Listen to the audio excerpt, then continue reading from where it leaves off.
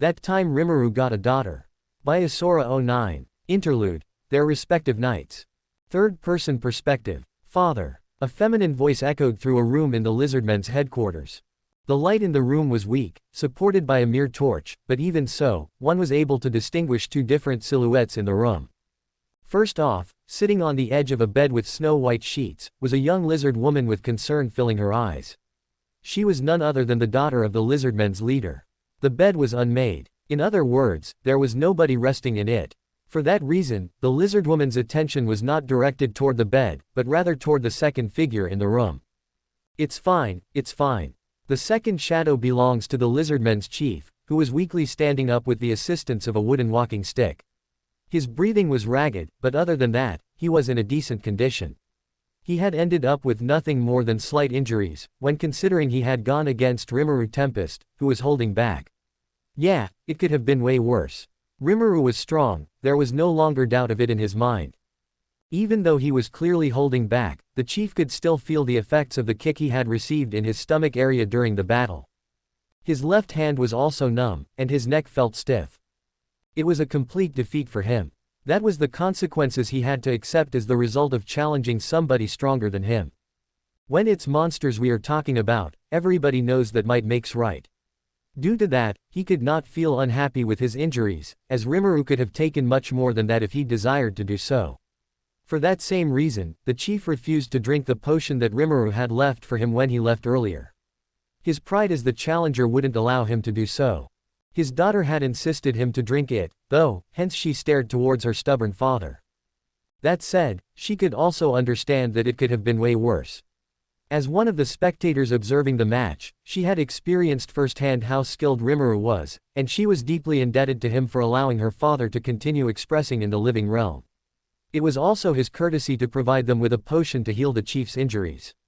It would be impolite to feel any sort of resentment towards him. Even so, I wouldn't have thought such a powerful ally would join forces with us. The leader smiled wryly as he tried to bottle up his physical pain. Yeah, I am sure what he said about the ogres was not a trick either. The chief's daughter had been one of the most skeptical lizardmen from the ones who experienced Rimuru's audience with their chief. Her role as the head of the lizardman's army didn't allow her to do something as naive as believing everything strangers told her. That was until she saw Rimuru's way of fighting. Elegant, refined, overwhelming, in all senses, Rimuru's combat style was nothing short of artistic. More than that, the chief hinted at something as he wandered into deep thought. Rimuru's words prior to his departure still echoed in his mind. Watch your back. Those were the words Rimuru spoke as he bid farewell and disappeared into nothingness, just as how he'd arrived. What could he mean with those words? No, the chief knew very well what they meant. They had to do with a certain person that was currently gathering support from outside of the village. He had let that person grow too much of his ego, to the point in which his pride was beginning to blind his judgment. His son was not fundamentally a bad person. The chief was sure he would be a good leader to the lizardmen, as a matter of fact. It's just that he knows he isn't ready for such a position yet. A ruler must be prideful, but not enough for him to develop tunnel vision. A ruler must be ambitious up to a certain point, but not to the extreme in which they become greedy. And it was like that with several other qualities. To put it in the prettiest way possible, Gabiru wasn't ready yet. Gabiru knew that, or rather, had been told such a thing by his father many times, but he still refused to accept it. He was becoming trouble, and the chief had already imagined many scenarios that could end up in a coup for the lizardmen's throne. Due to that, he felt an intense ominous feeling coming from Rimuru's strangely accurate parting words. He couldn't help but feel something was going to happen soon. Is my son not back yet? The chief walked toward the door of the room and asked the guard outside of it in between painful groans. The soldier instantly replied with from the last report I have received, he is yet to arrive. That's good, the chief thought as he walked back toward the bed in the room. When he arrives, have him restrained and imprisoned. He left those words behind as he sat down on the bed. His daughter moved to the side to allow him to do so. The guard outside the room stayed frozen in shock from the order he had just received. He was not present when Rimuru fought the chief, and thus had no idea about the final warning the former had given to the latter. That said, he was nothing more than a foot soldier, and in such a position, his opinion on the matter was useless. No, it was irrelevant. The chief's orders were absolute. Right away, my lord. He bowed once before leaving the room to inform the others about the new orders. Are you sure this is the right thing to do, father? The chief's daughter knew very well how his brother, Gabiru, had developed his personality throughout the years, and she as well thought he wasn't ready to rule over their race. That said, she was concerned about the possible repercussions that could come in the future from following her father's order. Gabiru would not be happy from being imprisoned by such an order, and that could make it even more likely for a forceful takeover to occur in the near future. Of course, I can't risk having a coup at this precise moment. Dealing with the orcs comes first. I don't have time to deal with him, is what the chief was basically implying. His daughter understood that very well, and agreed with him, as a matter of fact. If by some reason Gabiru took over, the alliance with Rimuru could crumble in seconds, and that would mark the end of the lizardmen, either by hands of the orcs, or by Rimuru's side. That would truly be the worst-case scenario, and so she couldn't blame her father for being so cautious. My lord, your son has returned. At that moment of peace, a clearly shaken voice entered the room. That nervousness was definitely not because of the fact that he had run all the way here. Both father and daughter tensed up as they sensed something was amiss. WWE tried to apprehend him as we were told, but he brought support with him, and it's just a matter of time before he overwhelms our forces. Their worst fear had come to pass. The support he received most likely referred to the soldiers he had been asked to gather from villages all over the forest. The chief's idea had backfired on him, and now was being used as a means to begin a political civil war. That fool. The chief could not keep himself from sighing in annoyance, while his daughter's face cramped up in an expression of rage. We have to evacuate you right now. The soldier who had just entered began proposing a plan considering the circumstances, but he was immediately shut down by the chief. We are not running. The soldier tried to raise his voice in protest, but he was interrupted once again. If we run, our alliance with Rimuru would be nullified, and if that occurs, there is no hope of winning against the orcs.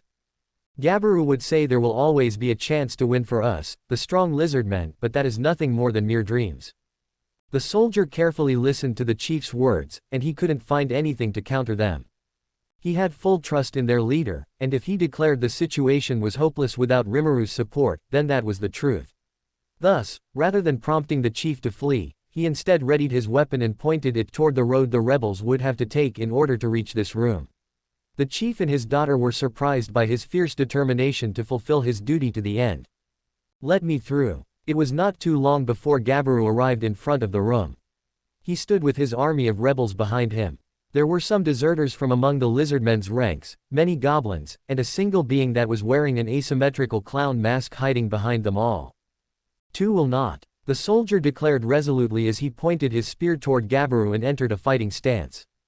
His voice shook slightly at the beginning as he watched. He was at a complete disadvantage in terms of numbers, but he didn't allow that to dissolve his resolve.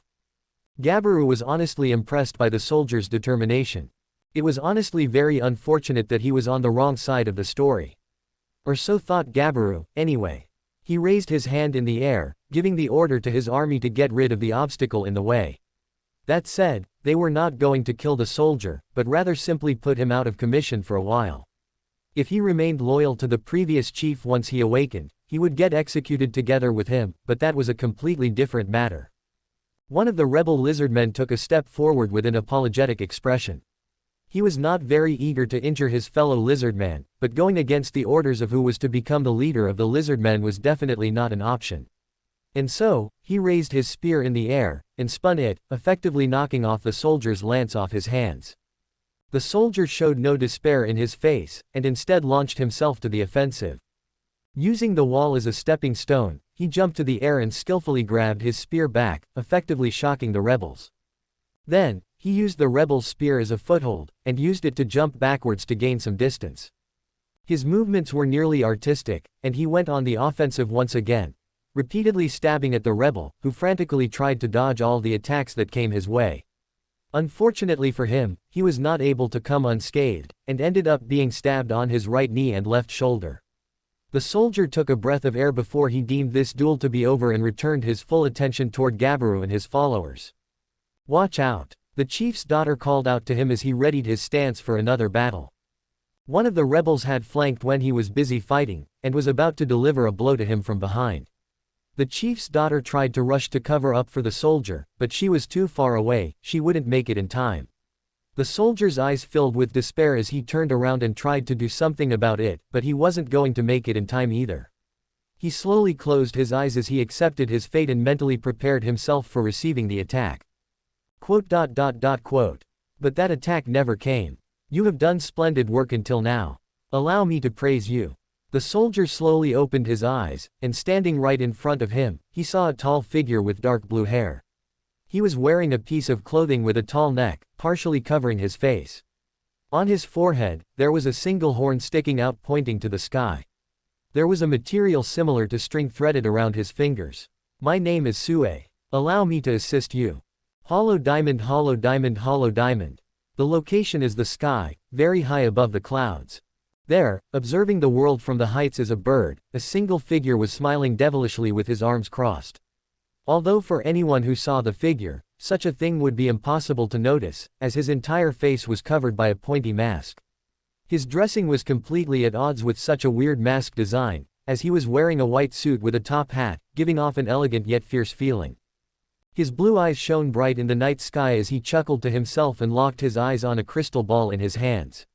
Reflected on it, he was able to see the marching of despair.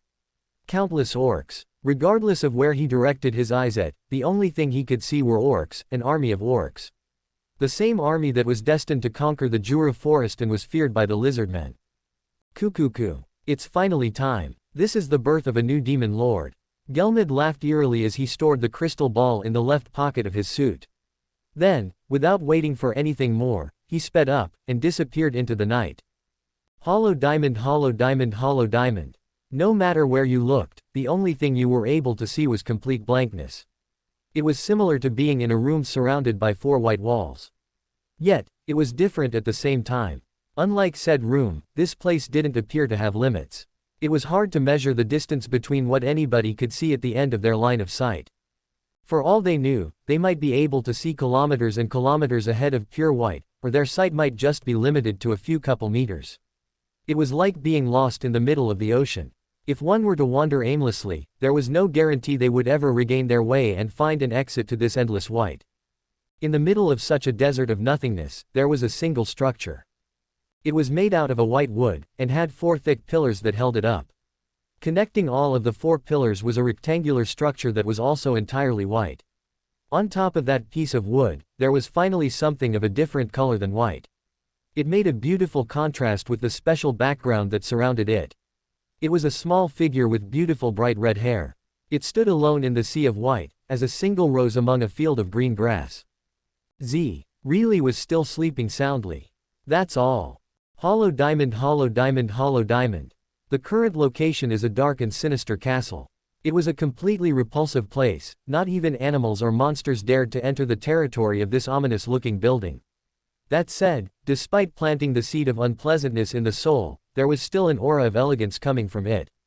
On one of the terraces of such a place, Clayman stood firmly while holding a cup of red wine with his right hand.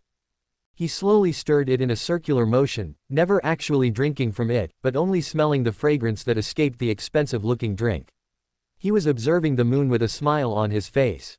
He was extremely pleased with himself at the moment. All of his plans were flowing like a river, and excluding a small interruption from Demon Lord Valentine, there had been no flaws to it up to this moment. There was no reason for him to feel displeased with this result. He was guiding the Destroyer, Milam Nava, and the Beast Master, Carolon, from the nose. In a couple more hours, he would have a puppet Demon Lord at his disposal, and he would have made a huge progress in his quest to take control of the 10 great Demon Lords. It would be no exaggeration to say he felt as the ruler of all the world at this precise moment. Everything was in place. The orcs were rapidly approaching the territory of the lizardmen, deemed to be the next most threatful race in the Jura forest. In a day, the orcs would devour them, and would gain the most useful ability to fight on water. With that, there would be nobody to stop the orc army and the birth of the orc disaster. In other words, the Jura forest and its resources would come under his control. Clayman took a small sip from his wine as he mentally patted himself in the back for coming up with such an intelligent plan. He chuckled to himself as he felt the night's wind hit his face. Foo. All of the actors are set. Now, let's start our play. Hollow diamond, hollow diamond, hollow diamond. At the same time as Clayman celebrated his imminent victory, another demon lord prepared herself for departure. Lady Luminous, it is almost time for us to leave. The one who was getting ready was none other than the Queen of Nightmares, Luminous Valentine. Her heterochromatic eyes briefly glanced at the man who had called out to her, Louis Valentine, his subordinate. He was kneeling on one knee with his face cast downward in respect. She returned her eyes to the mirror in front of her without replying. She played around with the neck of her outfit until she found a way in which it looked elegant enough. That night and the day after, things would get interesting, and so there was no way she would present herself in an unsightly manner. My lady, is it truly necessary for you to present yourself at the center of the conflict? Louis had asked out of concern for his queen. She rarely appeared in person as anything other than a mere maid, but this time, she was fully dressed in her Demon Lord outfit. It was clear that, tonight, she was going out as the Queen of Nightmares, Demon Lord Luminous Valentine, and not as the Maid Luminous. I believe I have already told you your concern is uncalled for. Luminous didn't stop her dressing and answered back to Louis without directing even a single glance at him. She had already explained her reasons for assisting in person to Louis, and she felt no need to repeat herself, or rather, she simply didn't want to do so. Louis understood that very well, causing him to fall into silence. He also perfectly comprehended her reasons, but that didn't mean she agreed with her methods. If she was simply interested in that slime and his performance in the upcoming conflict, then she could simply send a reconnaissance team to oversee the battlefield. In other words, there was no reason for her to be there. Louis. Sensing his train of thought, Luminous sighed tiredly as she stopped moving her hands for a second and looked at him through the mirror. There are things you can't ascertain without seeing them with your own eyes. She began talking in a slow manner, as if to make sure Louis would understand every single word. I have a appointment, with that slime. He is overwhelming. It is my duty to discern if he is a risk to be addressed. I understand that, but Lady Luminous. Silence. I have made up my mind. Luminous waved her hand as if to indicate the conversation was over. She turned around, her beautiful different-colored eyes shining under the moonlight that infiltrated through the window. She began walking toward the door of the room, leaving Louis kneeling behind her on the ground, unmoving. Prepare the knights of this country to invade the Jura forest at my order. As you wish. Louis had no other option but to nod at the whims of his queen. That's good. Luminous smiled as she stopped in front of the door momentarily. We will show that slime the greatness of a demon lord. Now, let's start our day, war. Hollow diamond, hollow diamond, hollow diamond. Back at the goblin village. You idiot. Kya. Wait, no, not to the butt. Things were getting a bit hectic during the punishment session of a mad husband and a rebel wife. What an eventful night. Indeed. Shizu and Foltia observed Rimuru chasing Seal down with wry smiles on their faces. They were getting used to this kind of scene, although they weren't sure if that was a good thing. Kya, honey, forgive me Alreadyyyyyyyyyyyyyyyyyy. You wish. I am just getting started. No. Ciel's despairful screams echoed through the otherwise peaceful night. It was a thrilling night for everyone. In more than one sense.